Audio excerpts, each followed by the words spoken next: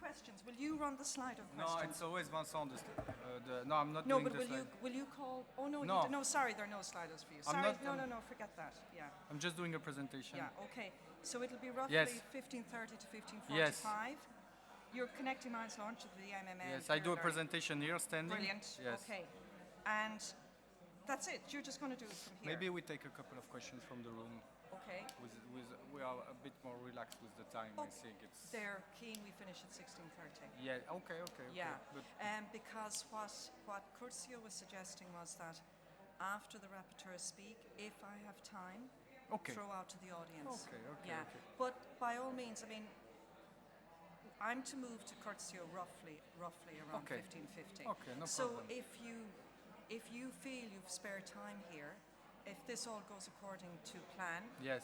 hi there, then yes, hi. Good, very good. I don't know how it works for the workshop restitution, but if it's Are you a rapporteur? no, Oh, you're not, okay. He's a rapporteur, Rosario. reporters, I want to Sei rapporteur? governance Vieni. workshop can be the first to speak. The governance, Alexa yes, Spirit yes. is the first. So the This is the Rosario. order. Hi, we met. Yes, Green we tourism. met, yes, of Yesterday. course. Hi, Rosario. Hello. You're second. So Alexia Alexa Spiridon, you will be the first to speak. is the first, then Rosario, then Khaled, joint, please join. Jointly, join and Diana and Ivana. This And is this Khaled, is my colleague Khaled. Hi, Khaled. He will Nice be to the meet last you. one. Nice to meet you. Colleague from Okay, Egypt. we're just, oh, very good. We're just coming, just going through the choreography of all your session. Okay. So I will invite you all up on stage Okay. together. Okay. So you'll okay. all sit over here. Okay. And then I will ask each one of you then. So Alexia is the first person. Is Alexia male or female? it's a female, Female, okay. but she has to leave after this goes. Brilliant. So we get Alexia up first, and then Alexia goes off the stage. That's fine. And then Rosario, you will be Second one. second, but you can go back here, back there, Of course. unless you want to leave. It's No, not. no, yeah, I don't You, need you to. can do it. And then Diana, is it Diana or Diana? Diana, yes. Okay, Kobaiter and Ivana Lazic. They'll do a joint one, and then Khalid El Khaled. Sadani. Yes, Khaled. yes, yes, Khalid. You're last, Khaled. Khalid El Sadani. Khaled. El Sadani. Yes, Sadani. my last name El Sadani. Khalid El Sadani. And this is the fifth workshop, the Yes. fifth one. So You're doing I'm the last innovative- one. You are, and you're doing Innovation tourism. Yes. Yes. But you're all standing here. Yeah, You're all you're sitting here, sorry. And I invite you up. Sequence. So No, one, well, two, what three, I'll four, do five. is, if all of you are ready to sit there, Okay. so I'll invite you up on stage. Okay. I'm just making a few welcome remarks once we start, and one housekeeping issue. And then, now, to be honest with you, you can all be seated here already if you As you like, like. to save time. So why don't we do that? Is that okay? Okay, but we need Alexia, and we need Diana, and Diana, we need okay. Ivana. I will make sure Diana Will is you? with us. Okay. Yes. So that would be She's nice. here. Then we're not wasting time actually bringing you all up on Just stage. to be sure I am in green transition, right? Your green tourism. Perfect. Green Yes, tourism, your green yes. tourism. And then Khalid So El Sadani. according to the order of the Yes. workshop, this is the fifth one. So I Yes. will present the last Yes. one, the Yes. last one to present. So Yes. the presentation will be from here. Yes. Okay, perfect. Yes, So I will yes. present Here is from here. Diana. Hi, Diana. Nice to meet you. Very good. So, Diana, you are co-presenting with Ivana. Yes. So I'll ask the two of you up together to do, and then you will just hand over to Ivana. Is that the way? No, you're we'll going to do it? one slide me, one slide her, so we'll alternate. Okay, but you know the way you're going to do Yeah, it yeah, anyway. yeah, we'll Okay, remember. that's fine. So will you ask Ivana to come up here? Yes, And yes, When she we was with start, me, but- I think you should just all be on stage Yeah, already. yeah. If that's okay. Yeah. So put all your bags down there that you're not needing. Already there? Take whatever you need up with you. Yeah. And turn your mobiles on silent. Yeah, Okay, perfect. very good. I'll call Ivana. Okay, very good.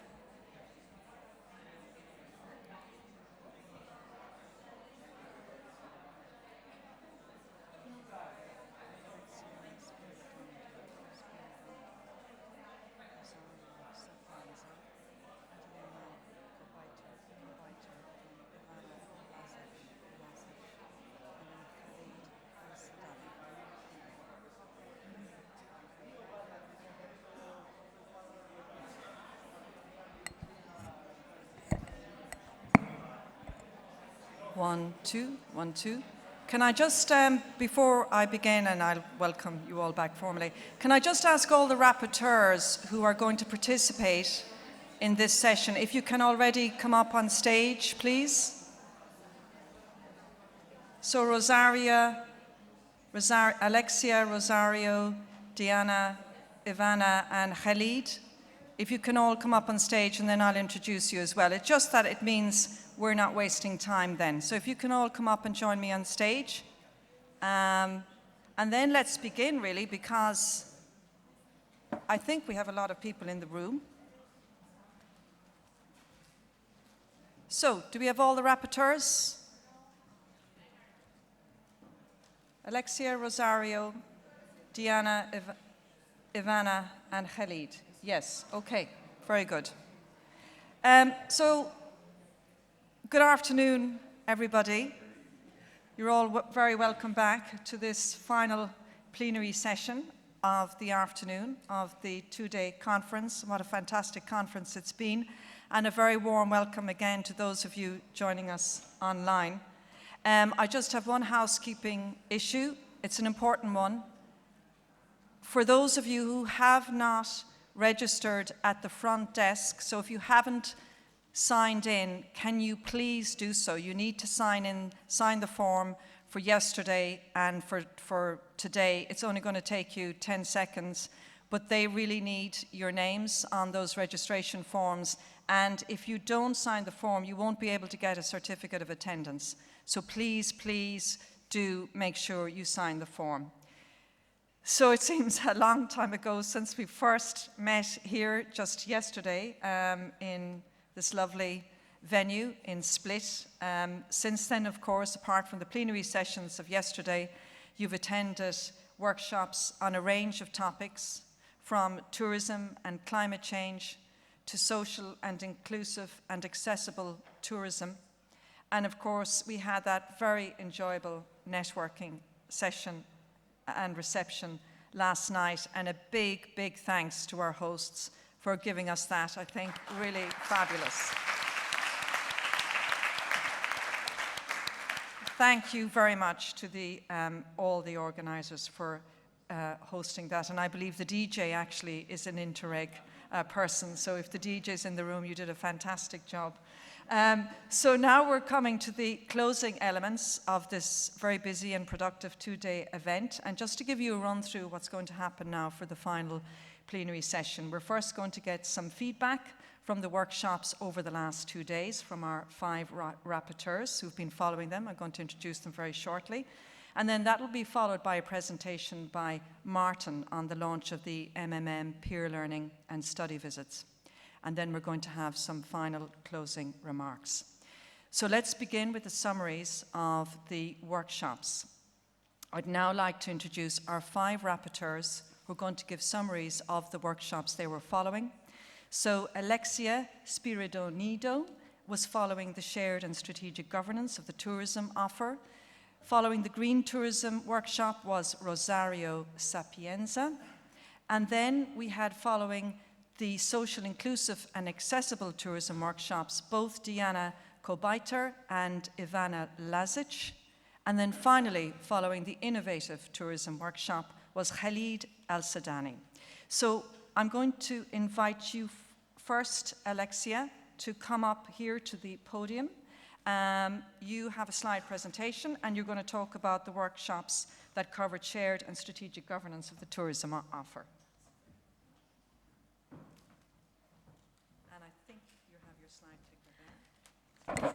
Thank you very much. I think we don't need the slide because we will make a visual communication of what was discussed. We will be verbally visual, let's say. So hello everyone, and thank you for staying this time with us to hear what we discussed about.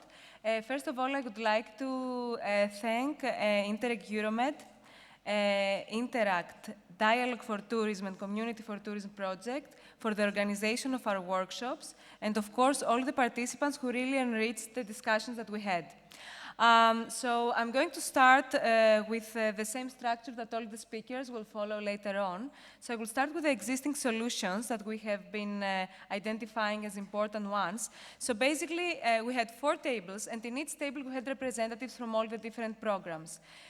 What came into the discussion is that every program brought in the table a very different type of solution. For example, cross-border programs were discussing about introducing sustainable mobility transits with train from one country to the other, let's say in the Italy-Croatia program. Some solution that, for example, it would be very difficult to imagine in Interreg Euromed that we are more active. On the other hand, on Interreg Euromed program solutions, we had such a great range of stakeholders and policymakers from different countries that are vice versa more difficult to find in the other programs. And also, let's say, in terms of advocacy, it's a quite different types of solutions. So that I'm not going to dive into the solutions themselves because they were really a lot. But that was a very important realization for the participants of our group. Now, let's move to the topic that we're all together here, the barriers for further development. Of course, one important barrier is the short nature of the programs, that it makes it difficult. You know, the moment that you reach the results, then your project is finishing. And then this is linked to the fact that the tourist destinations don't have local permanent networks of stakeholders to work on. Usually, we get the stakeholders ad hoc for the purposes of the project, and then this team dissolves and is reactivated from another project, on another program, and so on. So focusing on making those stakeholder groups permanent is one key barrier that we want to address. The second is the lack of collective mentality. When we talk about tourism, we need to have a collective idea and vision what tourism destination we want, and this has to be communicated from the governance level until the last actor. We discussed a recent experience in a trip in Kenya that from the car driver, the receptionist, until the policymaker, they would all tell you the same thing, how to behave, how to respect nature, and so on. Unfortunately, at this stage, every stakeholder in tourism destination has their own vision of what they want to achieve. So, getting this unified vision among stakeholders is important, at least for the topic of tourism. Now, from some more sectoral challenges that we found missing in the last calls, and we think that they have a great potential, in the case of a future calls for tourism, we would like to propose the connection of tourism with sports. In this way, we will link with the agenda of Europe with health and well-being, and with also not just healthy body, but healthy mental state. That is a very important discussion in Europe, and I think in the world as well. The link to the landscape protection, where from the mainstream funds and instruments, everything starts from the landscape. So we need to make this bridge and bring this topic back in discussion. Of course, technology had a broad area in our discussions, artificial intelligence, augmented reality and virtual reality, because they are also communication tools for citizens, but also for governance and level and policymakers. And we are missing the link to investments and investing ecosystems. And this is maybe related to the lack of financial viability for the legacy of our projects. So we would like to see space and time to develop business models for our solutions, so we can hopefully see them lasting after the project ends without requesting money from the programs. Now, ways how to maximize the impact of the projects. One good idea that was presented here was to create a task force to support impact increase. We will go to our neighboring program, the Urban Agenda, who has a partnership on tourism, and this is a very important ecosystem of stakeholders. So we could either make an alliance with them or consider to make a task for ourselves. to include, to have the term to include totally new partners in the new calls. In this case, we will bring more actors, not necessarily as full partners, because this requires a lot of things, but maybe as associated partners. To capitalize on the network of sustainable tourism observatories that was developed from Panoramed, if I'm not mistaken, and now it's revitalized through Dialogue for Tourism and puts the regions in the heart of the tourism development. Then we think we can maximize impact simply with cooperating with other programs, and this we are trying to do through the Cross-Network Alliance in Dialogue for Tourism project. And through this Cross-Network Alliance, we had a lot of discussions for the Mediterranean multi-mechanism that we are here today. And last but not least, we discussed shared platforms of solutions. So we have joined the MED platform developed by Community for Tourism, and we have a Portico platform that is, I think, from Urbact, that demonstrate places where stakeholders can find solutions, and our solutions don't die after we stop communicating them. Now, how we can capitalize better our results? I said that there are existing platforms, but we know them, the beneficiaries don't. So we think it's very important to work on training beneficiaries, how to use the tools, how to use the platforms, and maybe these peer learning and capacity building programs are the answer to this challenge. The other thing, we believe actually, and we want to mention it here in our room, and why not? We think that the governance project of Interreg Euromed, Dialogue for Tourism and Community for Tourism, that lasts 7 years, are a very good example that we could communicate to the other programs as well. For instance, the equivalent of Horizon Europe is the coordination and support actions that last 4 years.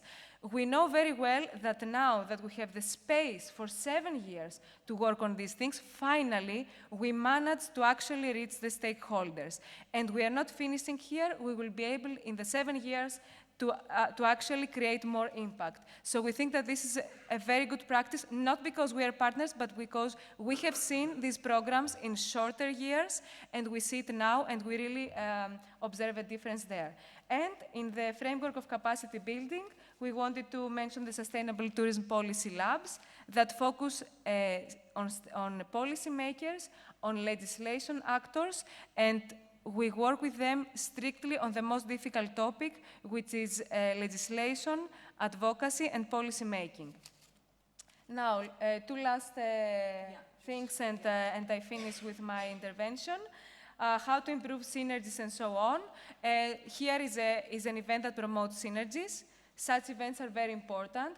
We approach through the Cross-Network Alliance to do such events in different countries. So in Croatia, in Italy, and in Greece, we have already gathered governmental stakeholders, the LIFE program, the Horizon program, to have meetings like this today. We want to use also shared digital platforms to help stakeholders monitor results across programs. And last but not least, the suggestions to better include youth and citizens. Indeed, yesterday's session with youth was very enlightening, and we could all see the difference in the room and the vibe with having them here. We would like to propose something that is a bit, maybe challenging, but why not? To have youth organizations as compulsory associated partner, or at least to have more points in the criteria of the proposals when they include youth organizations. A second item is to cooperate with other programs like SERV, that work a lot with citizens and stakeholders. The third is, of course, to continue our cooperation with Interreg Ivy volunteers. We have a very good experience with that. And why not to have a funding for young people startups in our SME-related projects, to try to include them in our work. Just one comment for the last part. We shouldn't just focus on young people and so on. We must ensure intergenerational cooperation. So not isolate, again, one group and work in silos. This is from our side, and we would like to thank you very much for your attention. Thank you very much. Very good, Alexia. Thank you so much. Fantastic summary. Oh no, you need to go, don't you? Not yet. Okay, so when you need to go, please feel free to leave, because I know some of you are catching trains, boats, and all sorts of travel areas and methods. Okay, very good summary, and I think the young people, the youth representatives, will be very pleased to hear about some of those initiatives involving themselves, so well done on that. Now, let's go to the green tourism workshops. Rosario Sapienza is going to deliver his synopsis. Rosario, are you using slides? Or are you just going I to? have slides. Okay. Oh, here we do. Okay, excellent. Okay, Yeah. I'm going to change the slides myself. Yes. Yes. Okay. Very good. So, good afternoon, everybody. I will start with some photos of Snapshot that gives a little bit the taste of the exchanges and conversations, and then I will I will try to capitalize what have been said so far, because surprisingly or not, many topics actually reverberate, I think, in more than one workshop. And this is a good message. That means that we are a strong community of practice that try to and somehow converge into some very solid key message.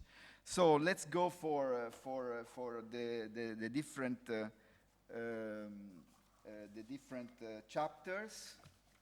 Let's start with the solution. Okay, so what have been done so far?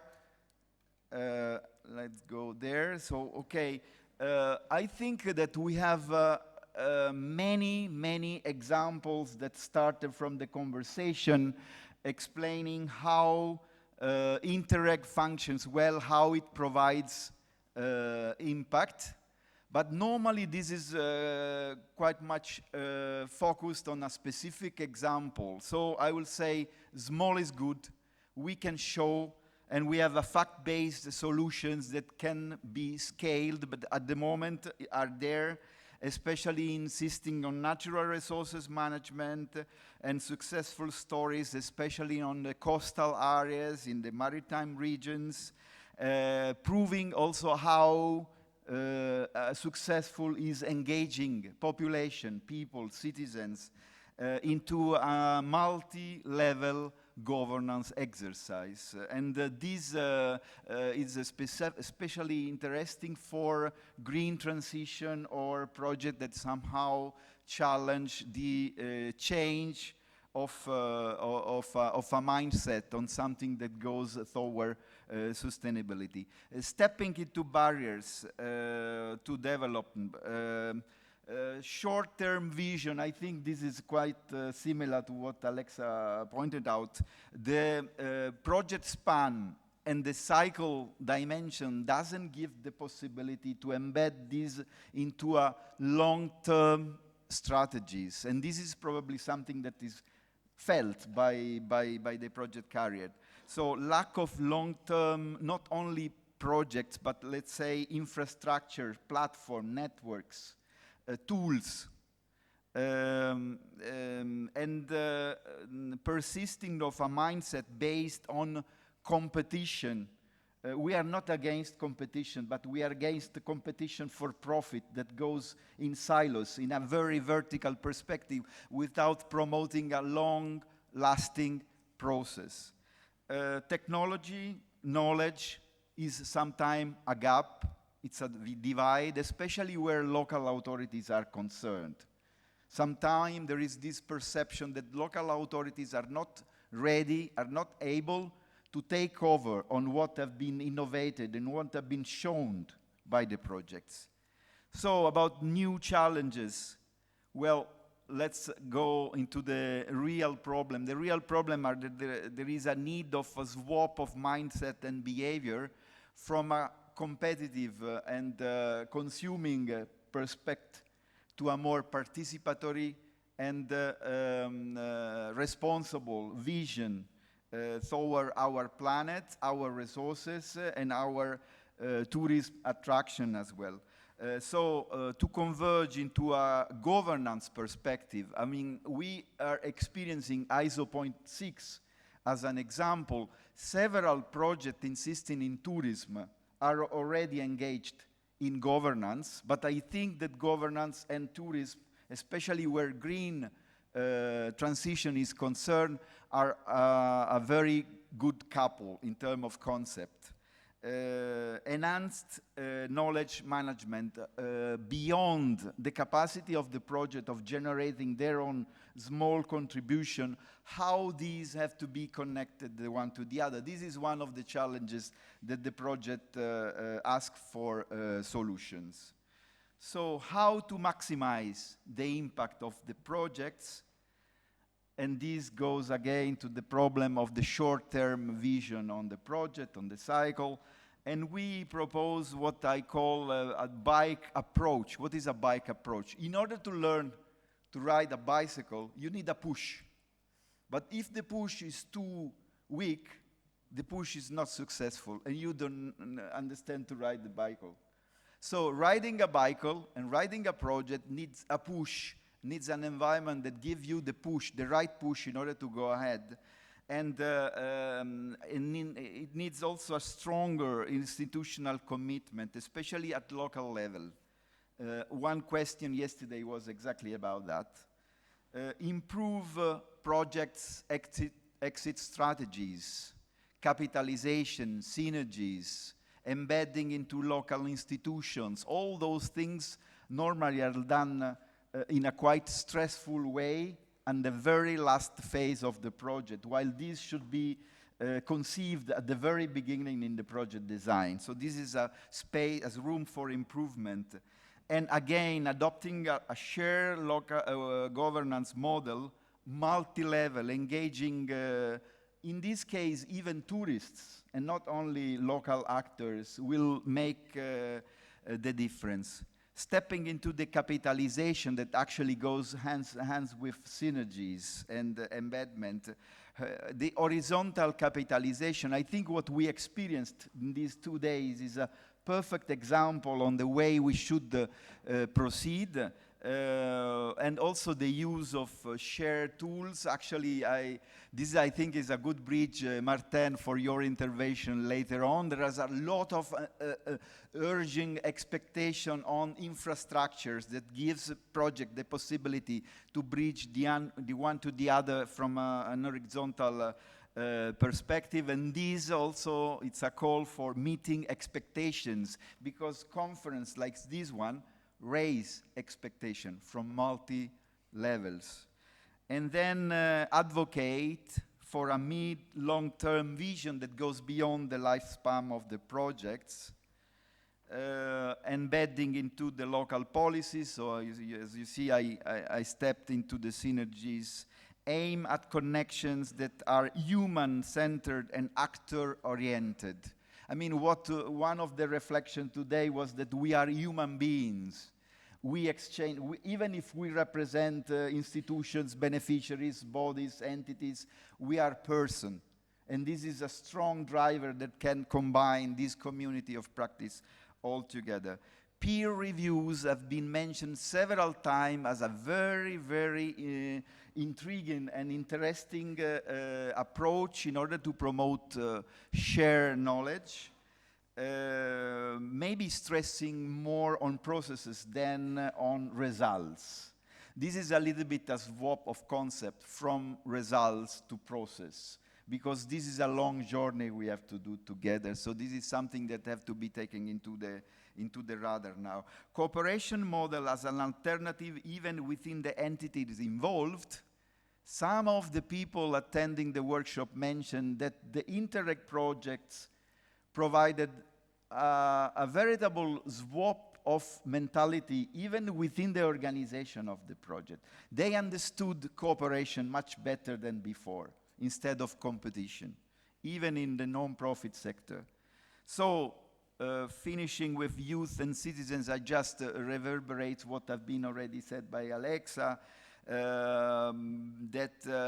but maybe I can add that local authorities should somehow step back as facilitator, giving stage to youth, to the various other categories, so they can play a governance role in terms of facilitation more than decision taking, encouraging people to have a say and engage youth in performing cooperation instead of being final beneficiaries, and engage tourism to become tourists to become temporary residents more and reciprocate instead of purchasing services. Then I finish the presentation with 3 main ideas that emerges from our workshop. The first one is better place to live, better place to visit. So somehow green tourism can become a vision for our own coexistence instead of a product to be sold. Enhancing the Interreg mindset, promoting cooperation instead of competition is possible, and it is rewarding, and I think this is a very important, strong message that we have to bring home when we go back. And beyond a project-based perspective, a project cannot live in isolation. They need a follow-up, exchanges, tools, and ecosystems were cross-fertilized. And there, I again ask, there is expectation also for for the conclusion of this conference. Thank you, everybody, for the attention. Wonderful. Thank you very much, Rosario. Again, another excellent summary, and I love that point at the end. A better place to live is a better place to visit. It's a fabulous sort of image to keep in mind. Now, the next workshops were on social, inclusive, and accessible tourism. We've a joint presentation. So to give that presentation now, I'd like to welcome Diana Kobiter and Ivana Lazic, and we'll hand over to you. Are you using slides? You are. Very good. Okay. Good afternoon, everyone. Always difficult to present after Rosario, but we will try. It's been an excellent 1.5 days with the workshops, despite being in a room with an AC not working, but we managed to get the information we need from the participants. So our topics were social and inclusive tourism. We merged 2 topics together, and we had participants who were enrolled in these 2 workshops, basically jointly, which was done jointly in one. So as existing solutions, one of the main issues mentioned by our projects was the empowerment of young people as an existing solution that is there, but it needs, more and more push, let's say. The existing infrastructure for disabled or people with disabilities is also something that we have started seeing as an existing solution. And then the digital platforms that are existing for information and accessible to most people. Housing for people with disabilities is also one of the let's say, opportunities that some of the projects mentioned in certain areas that exist. And then the participatory local action plan that exists and that is highly encouraged, and we've seen the spirit of it in the room we were working. And lastly, the community maps that promote more and more community involvement to make this inclusivity more powerful.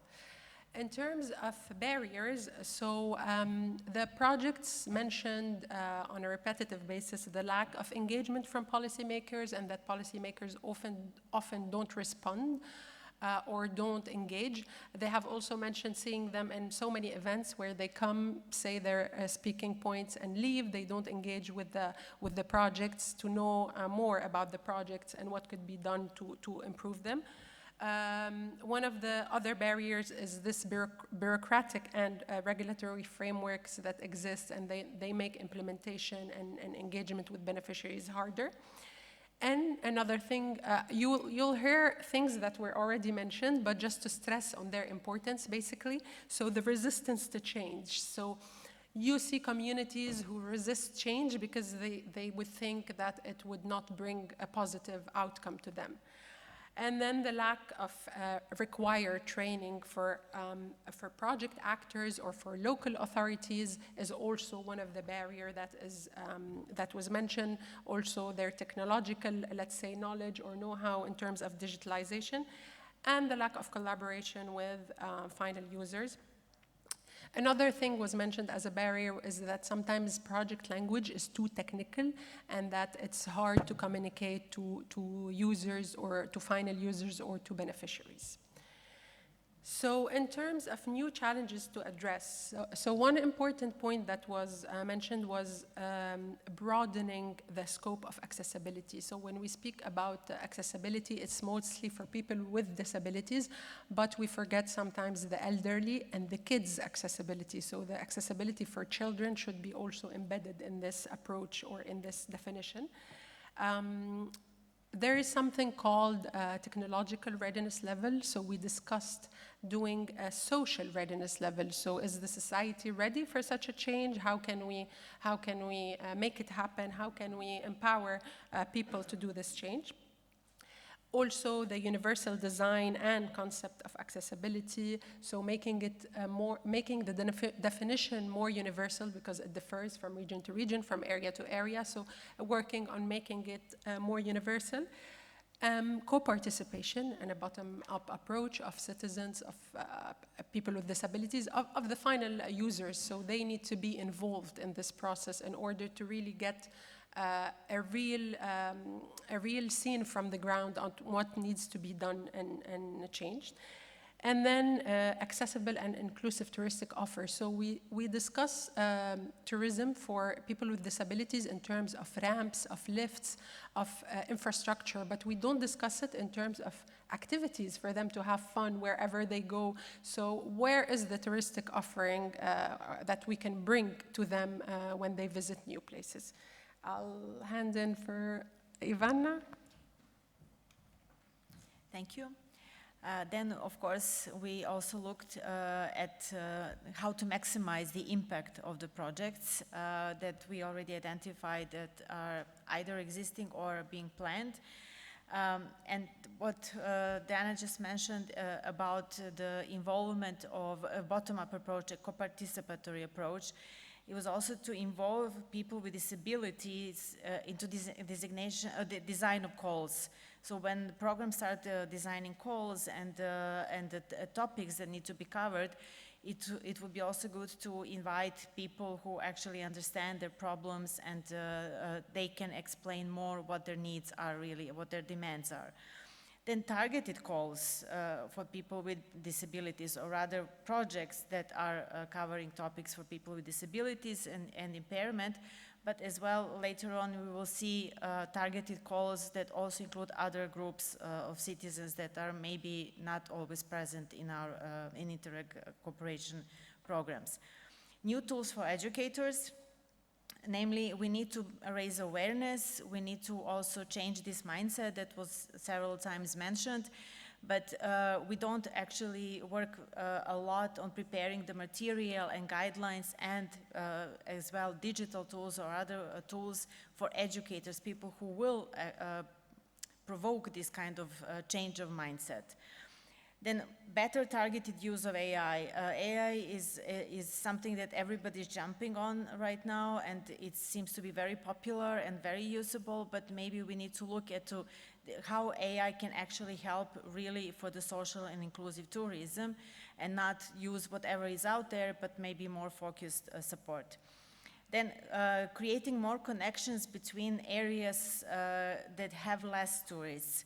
We know that we often talk about over-tourism, but what about areas that are not used sufficiently? And actually these kind of areas could exchange and find a way how to create an offer which is more appropriate for inclusive categories of citizens. Exchange of experiences, of course, creating platforms. Later on we will also mention ideas how to do that. And also tracking and awarding systems for virtuous tourist behavior, or rather responsible tourist behavior. We have identified, and I think we all are aware that tourists are sometimes coming to areas and they are behaving like really like bad guests, and we need to maybe start thinking about some credit points and credit scores or some kind of award systems for everybody who is very respected of area where they're coming and how they're treating the locals where they are when they're in contact with them. Then how can these results be better capitalized? Well, one of the ideas that really caught our attention was the idea of transferability partners to be identified already at application level. So when you are receiving application forms or preparing application forms, you should find the proper partners who will carry on your idea, who will capitalize on your idea. And related to that, also to have a plan, shortly described plan, as well as possible identification of funds, what is going to happen with your project results once project is done. So that you already in the application form, in the project idea stages, are identifying who is going to carry the torch once your project is over, who is going to use it so it doesn't die, because we also identify that many project ideas and project results are disappearing after a while. Then scalability of projects to other regions, and also defining how other regions can use your results, how can they duplicate even. And then visibility of results to stakeholders. We need to work more on the visibility of project results. And there was an interesting idea of creating maybe a sort of alert system that local policymakers in the region receive the information their project from their region has been approved for Interreg funding. So this project already has a potential, and then the policy level, political level, will follow what is happening with the project. So if they are not just meeting at conferences and shaking hands in conferences and then disappearing, maybe they will have an internal system where they can understand what kind of projects are being implemented in their regions, and they can follow up on their implementation and later on results. Thank you. So in terms of synergies, the participants stress a lot the role of MMM in making this happen and in creating solid synergies. And then they raised the issue of the importance of multi-level events for exchange of best practices among each others and among projects and regions. One of the ideas was creating boot camps for programs and project beneficiaries on very specific topics that are selected in order to exchange and develop more. And the harmonization of rules and procedures between programs. So some countries are in various programs and the rules differ. So it makes it a bit more complicated. A fast track of finances of already approved Interreg projects at national and regional level. So here we discussed, especially to get local authorities to get engaged, it's not something easy. So maybe when they do engage with one project, they get like more often points to be selected in future projects for more financing. So they're like kind of guarantees for them to participate in other projects. And the matchmaking platform. So they raised the issue of having matchmaking platforms. And it was mentioned in the first presentation that there are tools, but not everyone knows about the tools. Indeed, so we had participants who did not know about keep.eu. So awareness and training about the tools and the usage of these tools is also important. In terms of youth participation, so we all know the importance of having youth on board, not only as final beneficiaries, but also as a bottom-up approach to engage them from the beginning. So participants discussed participatory events and hackathons across countries, including youth, to exchange and to discuss. Financial incentives for projects, organizations involving young people with simplified procedures. So in terms of youth, applying to a project is not easy, so the simplification of rules, if there were a dedicated call, is important. And by financial incentives, we mean like a reward system that would encourage them to apply again in the future. Another issue that was discussed was the calls for topics relevant for young people, so making the calls relevant for their aspirations. And lastly, educational support from school level, so awareness raising starting from school level to universities, linkages with universities to train not only the students but also their teachers on the importance of engaging and participating in projects. And final ideas that we identified, broadening of the scope of accessibility, including children and elderly. We often talk about accessibility, as we heard before, about people with disabilities, but actually it's making the spaces available for everybody, regardless of the age, regardless of the disabilities, regardless of whether they have a vision impairment or they have a physical impairment. Everybody should be not available, but all the spaces should be inclusive, yes. Sorry, the activities are too interesting that we forgot to add the name. So basically, the second one was budgets and partners for transferability. So as we discussed before, having a budget that will ensure transferability, and then partners that are included at the beginning of the project that would ensure the transferability, and not having project die or the outcomes and outputs of these projects die after a few years. And co-participation approach, meaning not only bottom-up, yes, bottom-up in the first place, but also involving the final users, the users who will be benefiting the most from the project results, project activities, so they are involved from the start in either designing of the calls, designing your project idea, designing the program itself, but to understand their needs better, to address them in the most appropriate way. Thank you all, especially the participants and the Italy-Croatia program for leading this session, and have a nice next presentation. Okay, Diana and Ivana. So again, another excellent presentation from Diana and Ivana. Thank you very much for that. Lots of great ideas as well.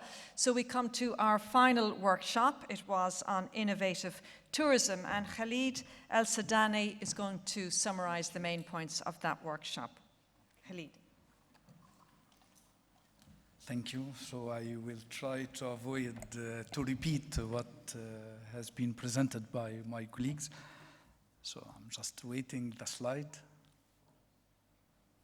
So our workshop have 12 participants from different backgrounds, and we are working on 2 subtopics. The first one is smart tourism and digital transformation, and the second subtopic is the innovation in model business and the startup. I think, we you can have the slide, please? Or you can move them, you can move them yourself. No. Yeah, just the arrow forward. Okay, perfect. And then just move to the next one. As I said now, we have 2 subtopics. We have divided the participant to 2 areas. The first one, digital transformation, and the second one, innovation in tourism, business model, and the startup.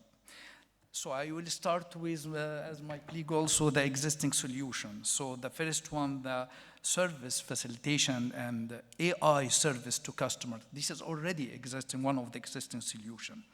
The personalized digital and virtual reality. Now we have many projects working on virtual reality and virtual environment experience.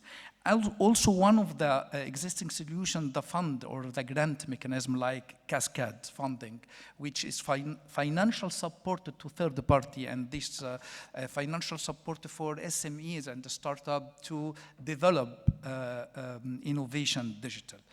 E-platform also, and the payment facilities, all of these existing solutions which the project address.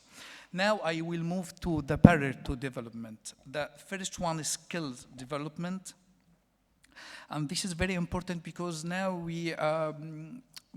the startup and the entrepreneur in this generation, they need skills, not the traditional skills, not the life skills, but need skills to adapt their business to the innovation in tourism sector. So, for example, the business model which they can use from 10 years ago, they cannot use this business model now with artificial intelligence and the competitors. Also, if one of the startup or entrepreneur, for example, would like to establish eco-friendly guest house, what are the principles of eco-friendly? So the startup or entrepreneur with 90 or 20 years old has these skills. This is one of the barriers to development the skills. And also the support from the local authority. Also, if we can support that one of the innovation of the tourism sector, one of the startup or entrepreneur invent service or product in tourism sector. How can this regulated? The regulation to apply this innovation, it should be approved by a local authority. In some countries, it should be also approved by security approval. So we need the support, one of barrier development, the support from local authority and administration. The availability of data and the data analysis, one of the barrier also. The lack of knowledge in management of certification, because now we have several mechanisms of certification. So which type of certificate that entrepreneur or startup should to apply? For example, if I'm working in green tourism, which type of certificate I have to apply for my business? Also, the public-private partnership model should be also apply on one of the barriers to development. The new challenge, the first one, digital technology, as also my colleague said, person-to-person experience, so it is not only AI, strengthen the capacity building for SMEs and the startup and the entrepreneur in the tourism sector. As we mentioned now, that some of these skills, they need to gain these skills to adapt their business. Governance gap, resource utilization support in some area and in some season. This is one of the solutions to solve the challenge of over-tourism. So, for example, if one area or season has a lot of tourists, number of tourists, so we need to attract these tourists to another season or to another area or region. Ecotourism, and I will move to the second one, how to maximize the impact of the project. So this is one of the idea to the program who will publish the next call. Because one of the idea, one of the discussion of the topics that now I can, by ChatGPT or DeepSeek, I can write several proposals and submit. So one of the ideas, just to submit to this organization, to the organizer, that the methodology of project selection, it should include an interview with the shortlist project, at least to confirm or to ensure the delivery of these outputs, not what is written in the proposal, but to discuss with them. Also one of to maximize the impact to effective stakeholder engagement and the capacity building. Sure, one of the impact of this how to maximize by capacity building of the project staff, not only the beneficiary or target group, but also the project staff. How can results be the capitalization, focus on networking, use project data, joint distribution channel, and also one of the main or core points here, using or join the existing network, like European network for sustainable travel, or this. So not to start to establish from the beginning a new network. Please use the existing network and to join them, so it will be good opportunity for capitalization, for synergy with other program and with other projects. Also target capitalization, call, dissemination, and one of the also main points here for capitalization, to integrate the project outputs in the regional or municipality or region plan. So how to improve the synergy, also the design of the project from the beginning to have the synergy, one of the work package, not only as a tool, also a specific criteria for capitalization in the standard call. Methodology support for internationalization of the outputs, which also one of the tools to synergy and embedded with regional and national strategy. One of the idea also AI using artificial intelligence for matching results. And this is, I think, Interact also working on this issue. So how to use the AI to match the synergy between the project in different programs. So it's also to use the technology at the multi-mechanism program level. Engagement of youth, it's based on the participatory approach, which mean it is not to invite the youth of the citizen as, or mention them in the proposal as target group or beneficiaries, or invite them as a partner, but from the beginning, they have to involve in the preparation of the proposal, implementation, design the proposal, and the final evaluation. Also, one of the idea to include youth and the citizen, the living lab, because living lab, it is not academia industry. Living lab, the concept of living lab, it's to include the community. So this is solution to solve the problems, included community, included citizen, included academia, industry, whatever. So the principle of living lab, it could be one of the tools to engage youth and citizen. And finally, we have three ideas. The first one, it's development of niche tourism. And I would like to thank the participant in workshop 5, because this is one of the example of Italian participant regarding the smart industrial tourism. So now I will use the word of push of Rosario. So we need to push to move the tourists to other non-traditional tourism area, so like an industrial. So for this one, Prato municipality, they have textile factories, so they push or they encourage the tourists to visit this textile and the history of the textile on this area.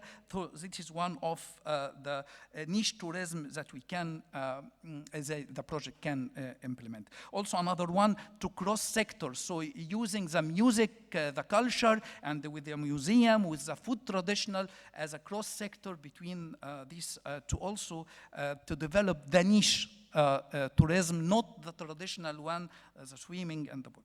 The second one, it's the open access, and this is very important, the data availability, data accessibility, and data usability, and this is data access not only from the funding program, not only from the project, but also from the local authority and the public authority. The last one, it's a governance gap. And as my colleague also said, now it's very important to involve the public authority, stakeholder, youth, citizen in all activities, priorities of the project and the agenda. Thank you very much. Thank you very much, Khalid.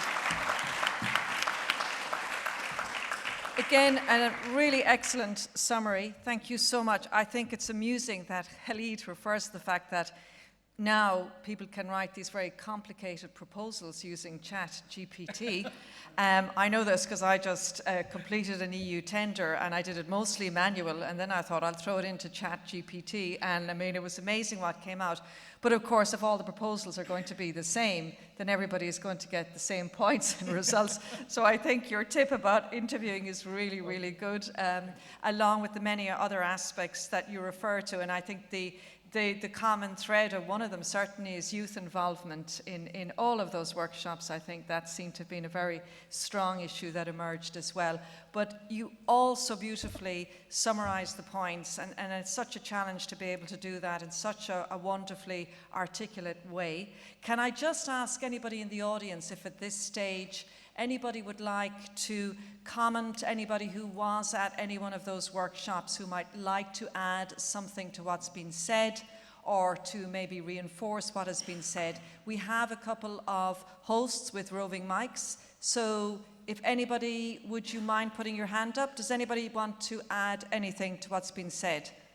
And I know it's very hard at the end of 2 days to have any more to add. Okay, am I right in saying I don't see any hands up? Is that correct?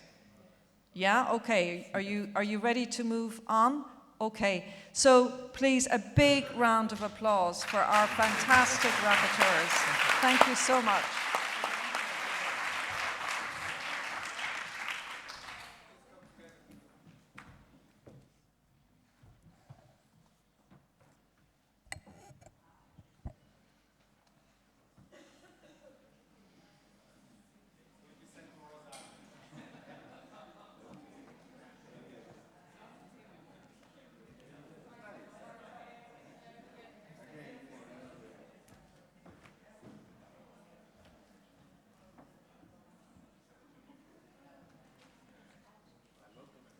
Brilliant, thank you. Don't forget your mobile phones and your notes on your table. And again, really, really great work. Thank you very much. Thank you. Great work. Great summaries.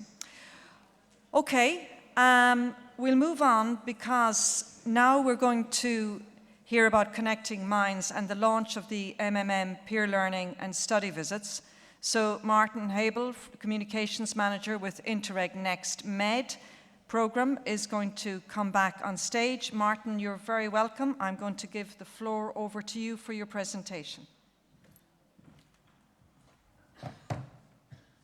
Thank you, Karen, and good afternoon again to everyone. So we are very happy as the multi-program mechanism to unveil today the result of collective efforts that's been achieved by 8 programs, 8 managing authorities, 8 joint secretariats, a lot of people involved. So today is a fabulous result of the cooperation with the message that the momentum that is being created today, the huge networking I've seen from what I've witnessed, people are eager to engage, to discover, to exchange results. No copyright in Interreg. I don't know who's the copyright, who's the wording.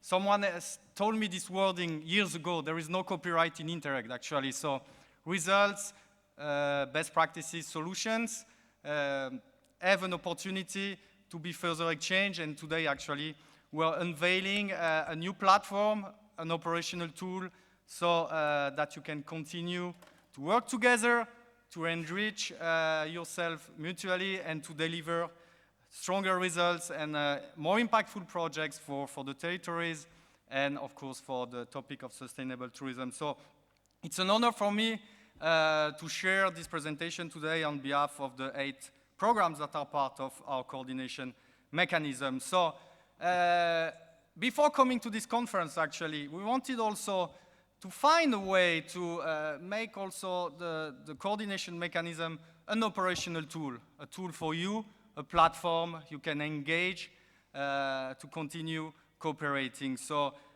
we've seen, and it's no secret, that the Mediterranean area, seen as an integrated region, seen as a region all the way from Portugal to our friends in Lebanon, in the Middle East, share a lot of challenges in terms of tourism. I'm not going to go through each of them.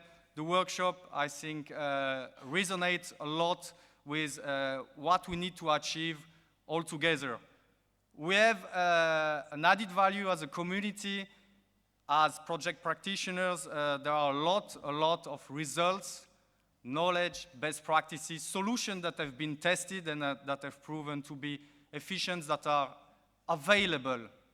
But they might not be widely available, might be available from one program to another. So what we want to propose to you is to really create that platform where solutions implemented from one program in one program could be transferred into another program. So this is what we have called the peer exchange mechanism.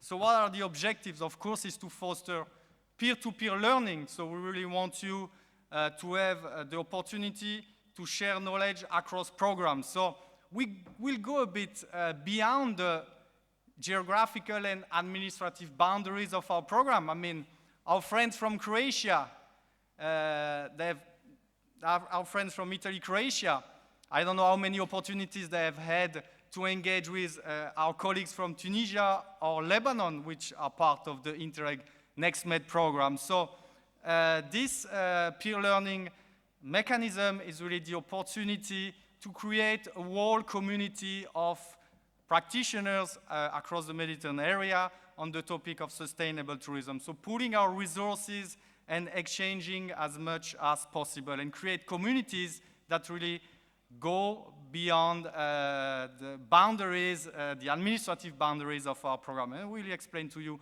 how it works. So the core objective is to foster transfer and replication of successful tools, model, and practices in sustainable tourism to help your peers on another part of the Mediterranean area to learn from you and help them to replicate what has proven to be a success in your project. So we don't duplicate. We build upon successful practices. And this is what we have defined as a positive Mediterranean contamination, actually. Also working from a cross-border perspective where results really have a strong asset locally, transfer them upstream to a more transnational approach, but also downstream approach where results tested in a transnational context will be also applied more locally in a within cross-border programs. So, yeah, we are programs, but we believe we are a community after all. So this is the platform for you. How it will work, the first step, the easiest step for us that we have thought of is organizing physical peer learning visits, okay? So we've been talking about artificial intelligence here. We are betting everything on you. We are betting everything on people eager to engage, to work together, to address shared challenges. So the core of this mechanism is to organize peer learning visits that are implemented by projects from at least 2 different Interreg programs. This will be allowed. I will explain you how, but really it's an opportunity for you to witness solutions in action within other geographical contexts you have not been working with. So really it's fostering movement of ideas, circulation of people all across the Mediterranean area.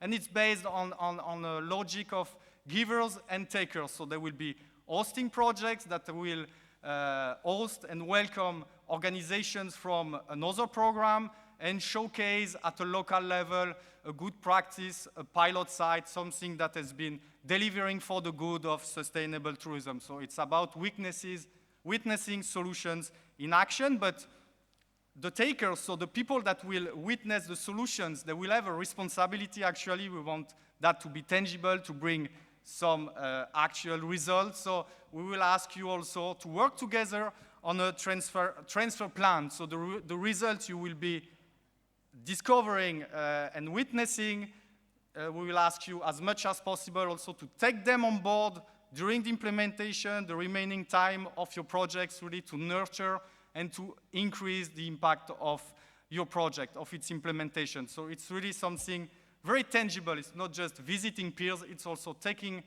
on board the best of what they've been achieving in terms of solution, exchange, adaptation, and replication. So how it works in practice, we've made an example here. Let's say a project from the Italy-Croatia program is organizing something here in Split to showcase diversification of coastal tourism, so good practice that has proven to be successful. So partners, for instance, from the Interreg NextMed from Tunisia, they will be able to come here to spend a couple of days and really to visit locally results, to touch the reality, to meet local stakeholders, to engage with community. There will be a full program for them.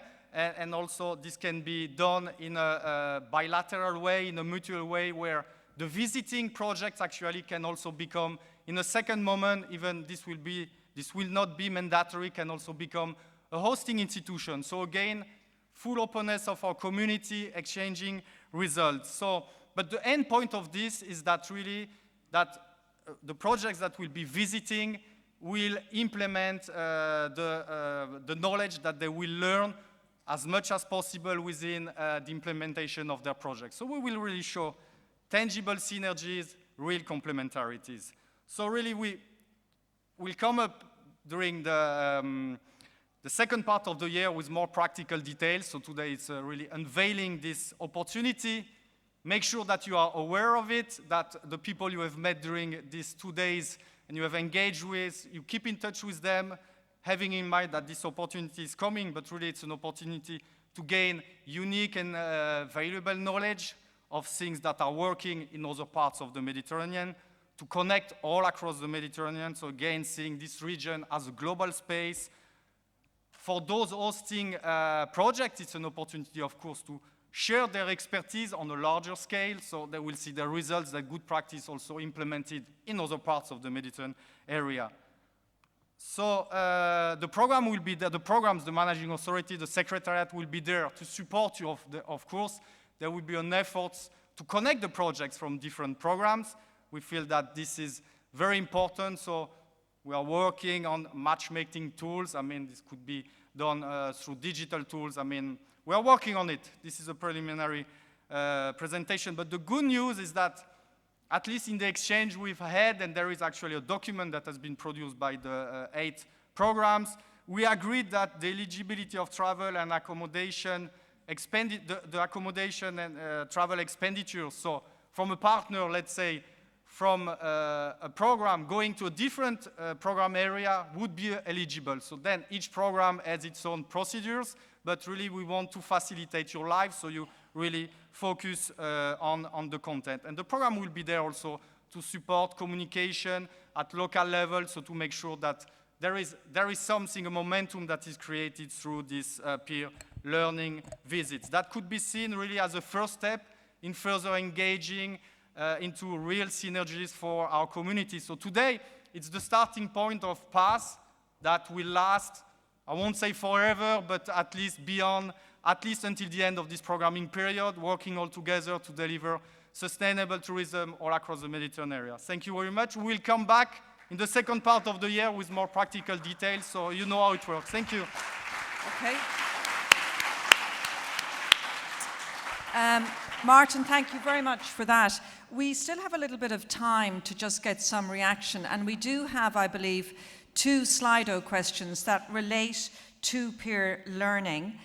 So maybe it would be a good idea, just on the back of your presentation, to just get a sense of how people feel. So if you wouldn't mind, again, going on to your Slido app, so go to slido.com and input the hashtag MMM. There we go, there are the details. Those of you watching us online, you can also do this. Can we have the first Slido question that relates to this, which is, would you be willing to participate in the peer learning program? It's a multi-choice question. So Martin has given an excellent rundown of what will happen in the rollout of the peer learning program. So if we could get your responses. It's just multi-choice. Well, there you go, Martin. I mean, 100%. Thank you. Appreciate it. Very good. You daren't say no now, I mean, after all of this. But that's brilliant. Okay, so it's either yes. Bulgarian vote. It is absolutely. So yes, would you be willing to participate in the peer learning program? So if as many of you can participate as possible, I think we have, we're up to 60 now, that would be great. So no, or I have to think about it. So far 0% no, 5% have to think about it, okay. Well, you'll be getting, presumably, there'll be more information about this distributed and everything like that. Year, yeah. Okay, let's take it to 30 or so. Okay, I think we're getting the message that most people would be willing to participate in it. Let's have the second question, which I think is also multi-choice. So, do you have any outputs to be capitalized on, either in the peer learning or in the coordinated capitalization call involving more than one program? So again, it's pretty straightforward, yes, no, or no, but I would be interested in capitalising outputs from other projects. So we were getting people participating. Again, do you have any outputs to be capitalised on either in the peer learning or in the coordinated capitalisation call involving more than one programme? Do we have the results? Because I think we have over 40 people. Okay, 77% said yes, they do have outputs. And the next up would be, no, I would be interested in capitalising outputs from other projects. While people are just completing those polls, are there any people in the audience who have specific questions for Martin on the back of the launch of the MMM Peer Learning Programme? If you would like to raise your hands, can you put them up high, please? We have 1 or 2 minutes if you want to ask Martin a particular question. Do we see any hands up? I don't, but it's difficult with the glare. Martin, do you see any hands up there? No. Comments, questions? I mean, any comments? I know it's towards the end of 2 days. I know. It's difficult. It's difficult. Okay, do we have a hand up there? Brilliant. And if you tell us who you are too, please. Yes, I'm Rosario Sapienza. Okay, I was there we before. know who you are. Sorry. You were hidden behind Jean-Pierre. No, every time that Martin says something, I get excited. So this is my problem. But maybe... Not too much, please. Not too much. But maybe apart from these bilateral peers that can be replicated or answered with 2 missions, maybe we can also suggest that we have a joint mission between 2 projects, and maybe we can make a more sophisticated geometry instead of a one-by-one interaction. So maybe this is thoughts for food for thoughts. Thank you, Rosario. We're starting humble, so we'll see with this first phase, and then we can move on with something even more challenging for the community. Okay. Rosario, thank you for that. Any other final comments from Martin before we thank him? I don't see any more. Okay. Martin, thank you so much for your presentation. Thank you very much. Ladies and gentlemen, perhaps you can show your appreciation for Martin.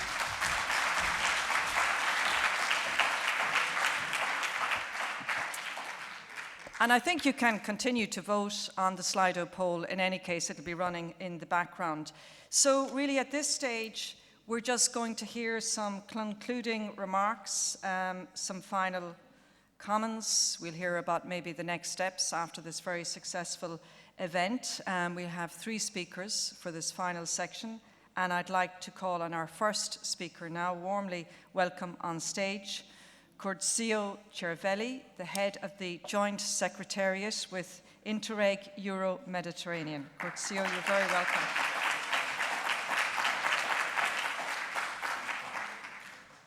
Thank you. So, good afternoon. We are approaching the end of this event, and my colleagues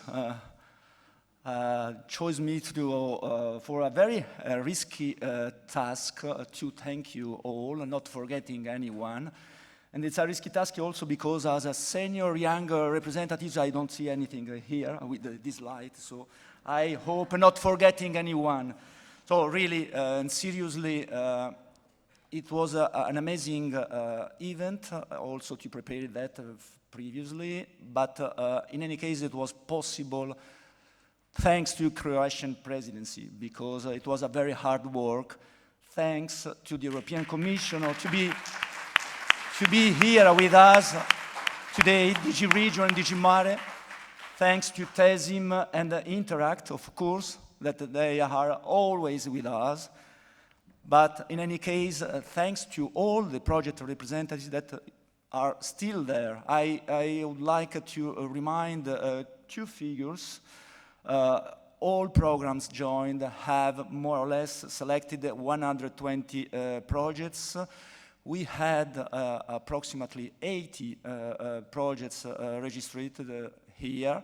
I don't know if it was true or not, but in any case, you are still so numerous that it seems so important for us for our final conclusion. So you have the key for our cooperation at the end, so it's important that you take also the floor in these occasions and to propose us your own conclusions. In any case, I would like also to thank all my colleagues for all 8 programs represented in the mechanism, not forgetting that I would like also to say a welcome to the South Adriatic IPA, that are joining us just before the organization of this event 1 week ago. So this is why also we were speaking sometimes about 8 or 9 programs. So we are officially 9 today. So thanks. 9 out 17. Out 17, so it's quite important, I think, to have a single voice in the Mediterranean also for the future. So I'm checking, and of course, the workshops leaders, that they were here just a few minutes before me. And if I'm not wrong, not forgetting anyone, last but not least, you, Karen. So you were very, very exceptional. So as Euromed experimented in other occasions, so thank you very much for your cooperation and controlling in a very perfect way everything. So thank you very much. Thank you very much. Thank you so much.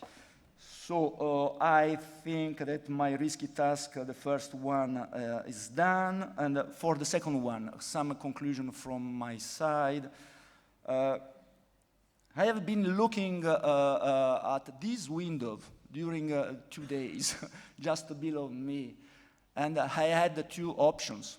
To think about my holidays, the first one, maybe the most interesting at that moment, but no, the other one was to see far away, to go farther steps.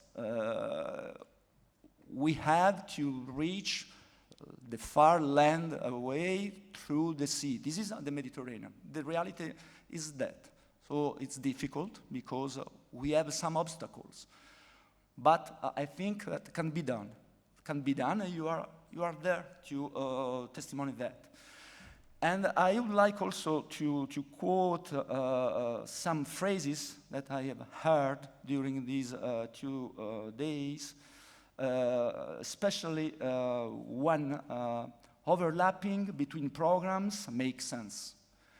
So the European Commission, DG Regios, some years ago, was worried about the possibilities of overlapping. But I think we were able to convince DG Regio that overlapping is not necessarily negative, can be positive as well. But we need to organize this overlapping.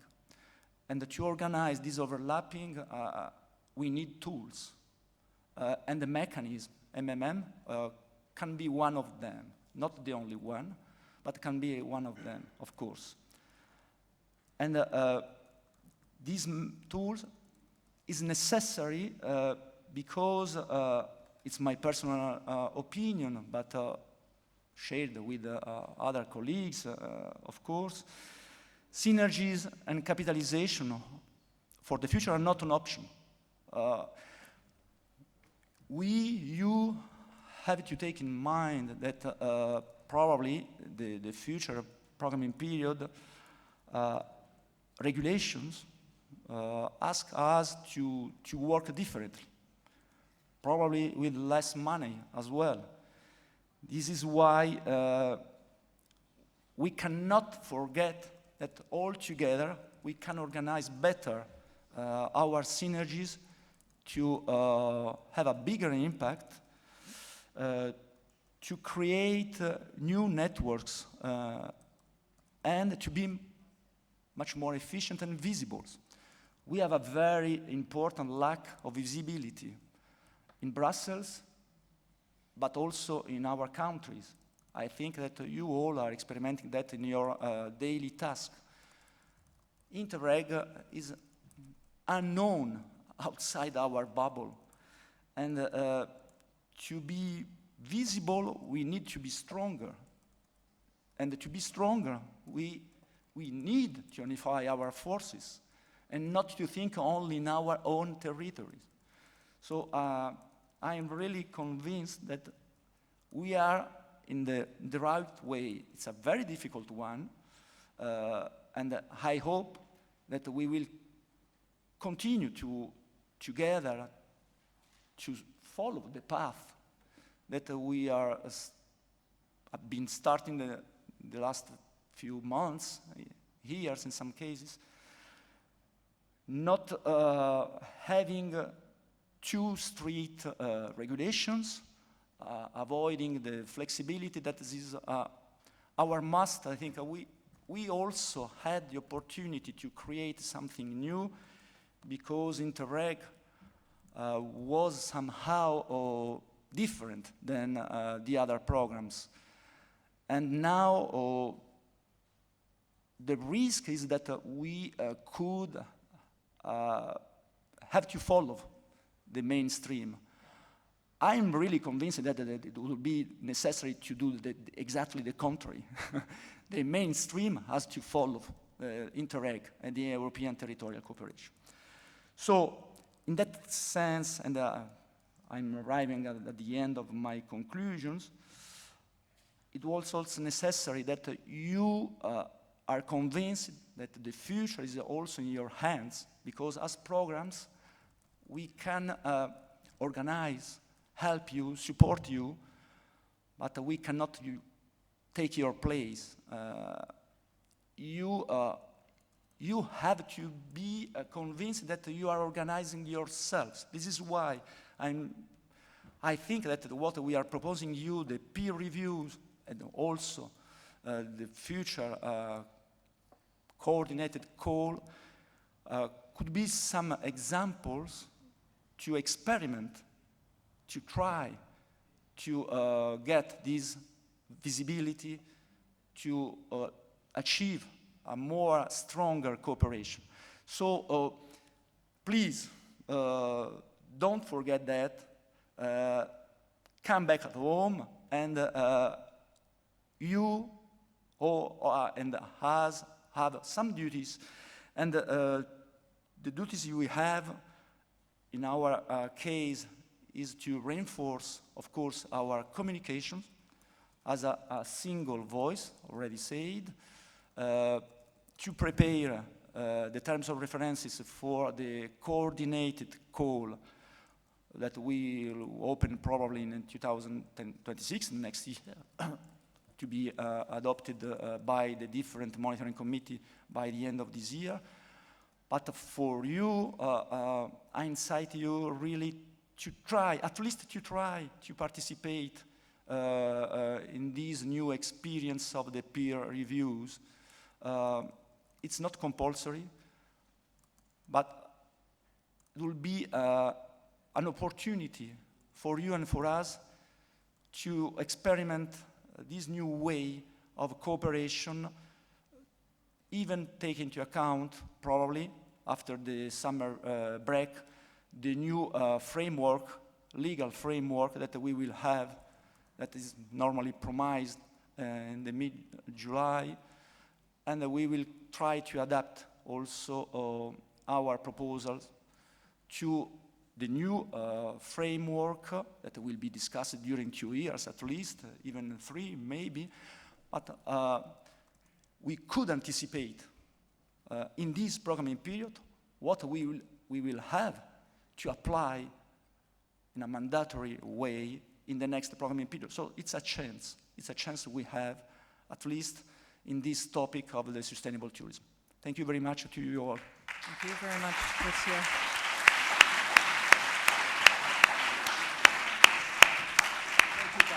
Thank you, and thank you very much, Curzio, and I think your very powerful message is inspiring, and I think it realistic in terms of the realities that those of you working in this field face as well. And I think you summed up so many issues that emerged over the last 2 days. So thank you so much for that. And finally now, I'd like to invite our closing 2 speakers, to join me on stage. Jean-Pierre Halkin again from the European Commission's Head of Unit for Interreg Cross-Border Cooperation, Internal Borders, with of course DG for Regional and Urban Policy, and Stella Arnery, Director at the Ministry of Regional Development and EU Funds of the Republic of Croatia. If you would both join me on stage.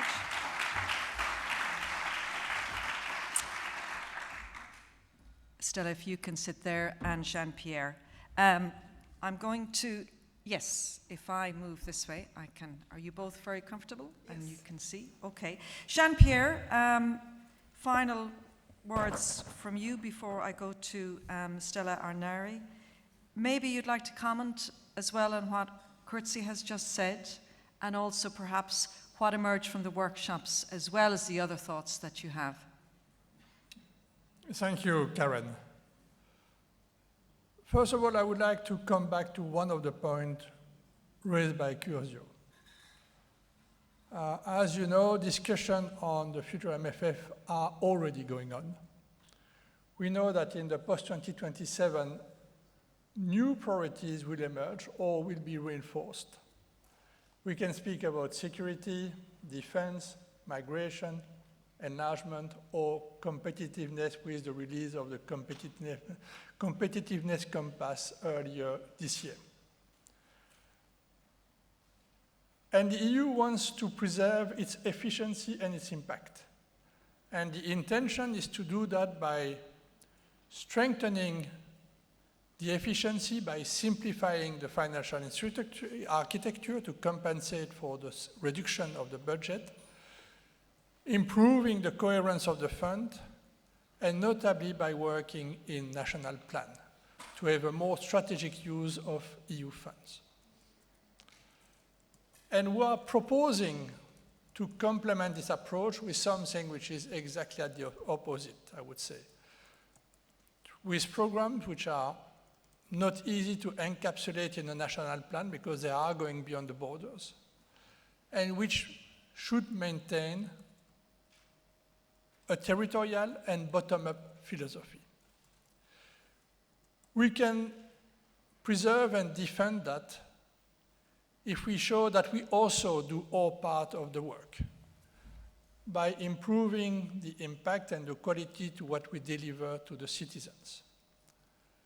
And I think that's really the purpose of today's discussion and the one of yesterday. We've been looking at ways to increase impact by enhancing the capitalization and enhancing the collaboration between Interreg programs. And even if Interreg programs are about cooperation and collaboration de facto between partners of different countries, we know that the cooperation between Interreg programs is not so easy to set up. And here we are coming with new ideas on how to work on that.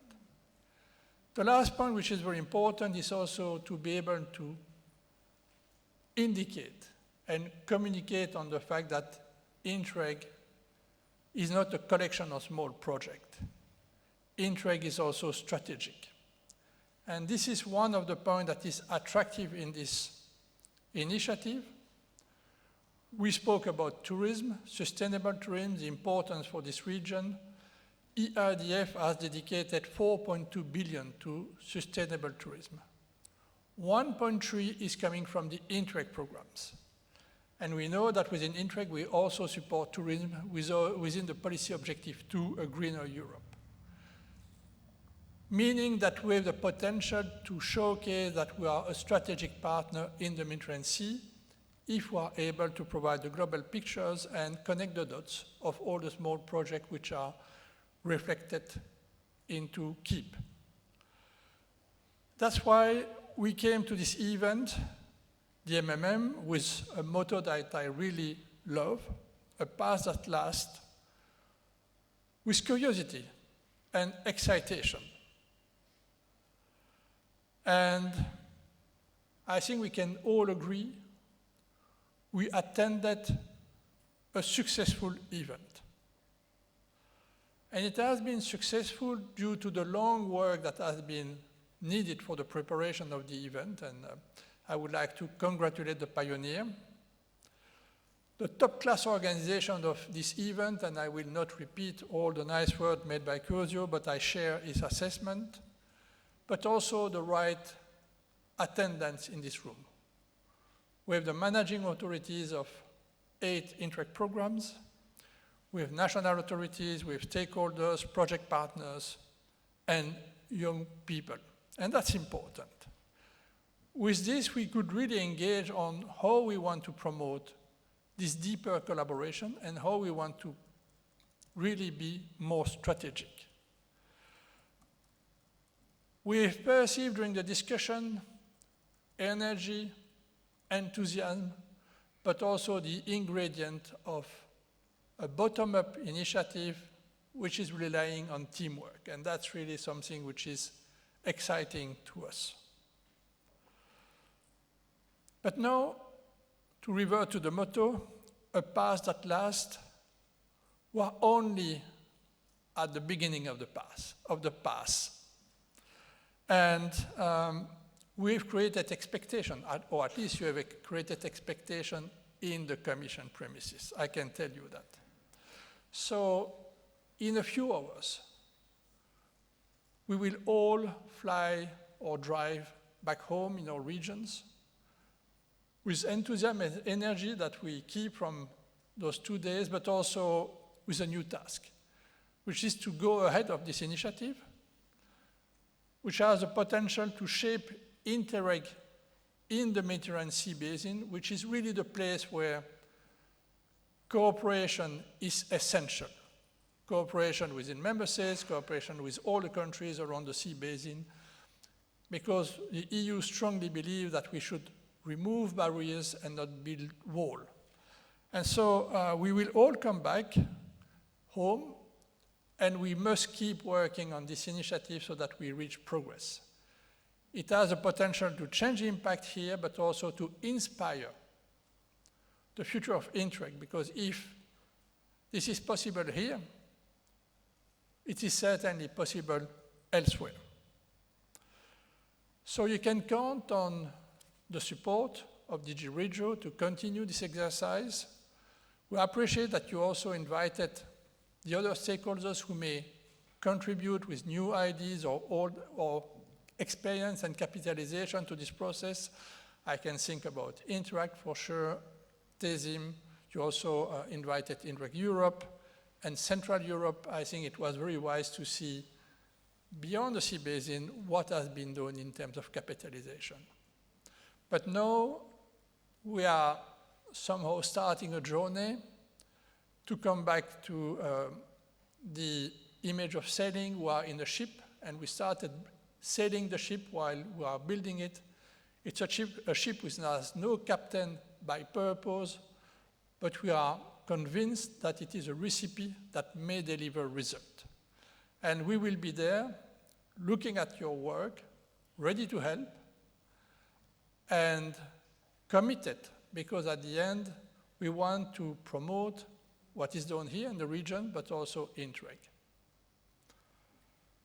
I will just close by a remark is that I think I need to speak to Curzio because he mentioned something at the start of his intervention that somehow hinted that the Commission could be rigid. No, we are extremely flexible. But indeed, it was a lot of work to move from the idea that less program would be better. And this is also what we are preserving with this initiative. Thank you. Thank you very much, Jean-Pierre.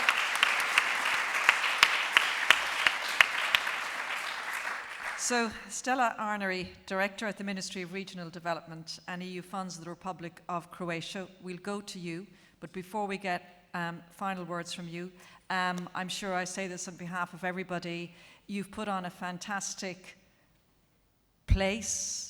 conference for us. It's been absolutely wonderful to come to beautiful Split, and you brought the weather, made sure that the sun was shining throughout. It's been absolutely fantastic. Wonderful, wonderful place to visit. So on behalf of everybody here, thank you so much for the wonderful hosting of this event. And I'll leave it to you now to say some final words. Thank you very much. I wasn't fishing for compliments, but thank you very much. It's really, I'm happy because those 2 days were really inspiring and productive, 2 days event. And I also want to thank all the speakers and the audience, because it's like a little bit less people than yesterday at the beginning. So thank you for your participation, whether as speaker, project representative, managing authorities, or partners. And you really made it a success, not just in a content, but also, I would say, in a spirit. And I mean, you gathered 10 managing authority, and that was also nice that we had Interreg Europe and Interreg Central Europe here with us. And so I knew that that I will be the last speaker, so the beach is waiting for you. I'll sum up. I also gathered my conclusions in, let's say, 2 groups. The first is what I think that this conference contributed to, and also what we have to look ahead a bit. I think that sustainable tourism in Mediterranean is not just a vision, it's certainly common commitment, shared responsibility, but also inter-community here plays a great role in shaping more sustainable tourism in the region. And also the contribution I see is in formulating initial joint recommendations to support future cooperation in sustainable tourism, identifying common challenges, but also potential scalable solutions, helping bridge programming periods and policy levels, and then also further positioning of MMM as a valuable tool, as a mechanism, as a good model, and for a cross-program governance, and post-27 collaboration, I hope. Then amplifying the voices of young people. We saw Mr. Haken yesterday in a panel with the youth, and their engagement signals that they are really ready to, their readiness to help shape the future. So this is also important. And what we saw, what we heard at all panels, workshops with quality discussions, that European territorial cooperation is actually a force for change, inclusion, environmental responsibility, but also resilience, especially in our coastal and island communities. And what we have, I mean, looking ahead, what is important, that we stay committed to supporting capitalization of the results achieved through Interreg programs, but then also promoting, coordinating call for proposals to multiply impacts. And then I think continuing to highlight the Mediterranean perspective in Brussels, so that the regions and special needs will be heard and will be incorporated in the future EU policies. And I also want to thank the organizers, the organized team, that facilitators for your professionalism and energy. And I invite you to let build paths that last together. Paths that last, exactly. Yeah. Paths that last together. On that point, I'll say thank you so much, Stella Arnery, and to you, Jean-Pierre Halkin. Thank you so much for your wonderful closing word.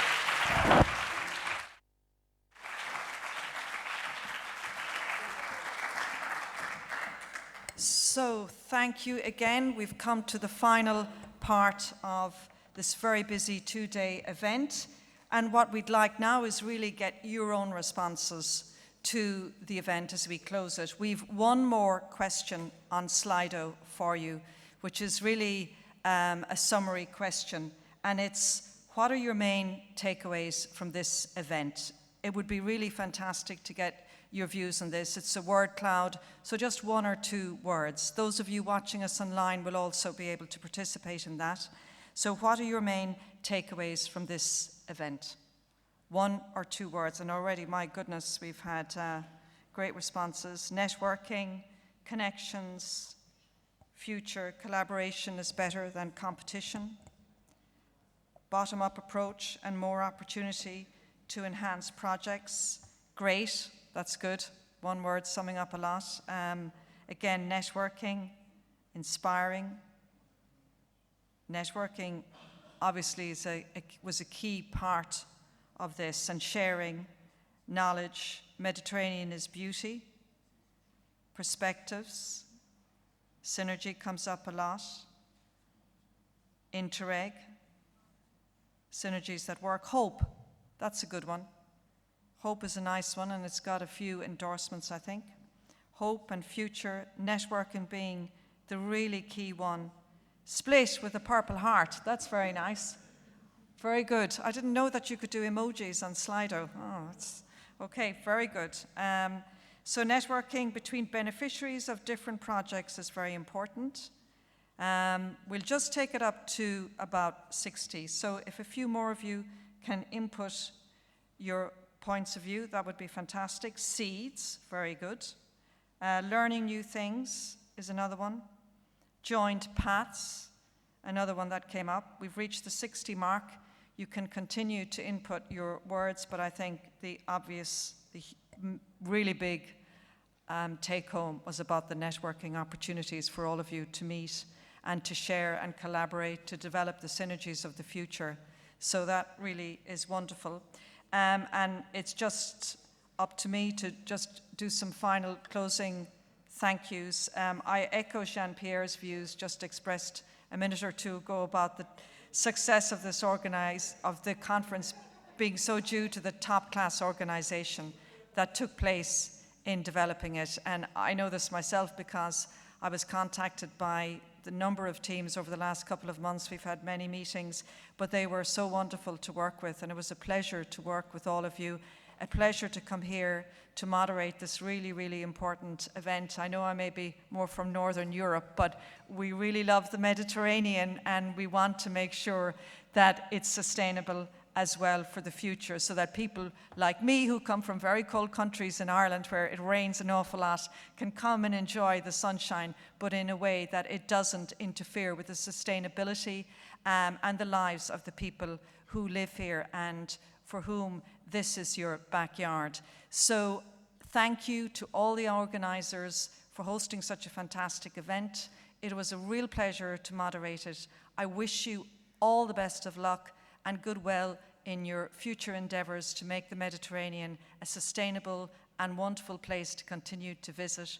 Safe home, safe travel to all of you, and I hope to see you again. And with that, I'm going to close out the conference.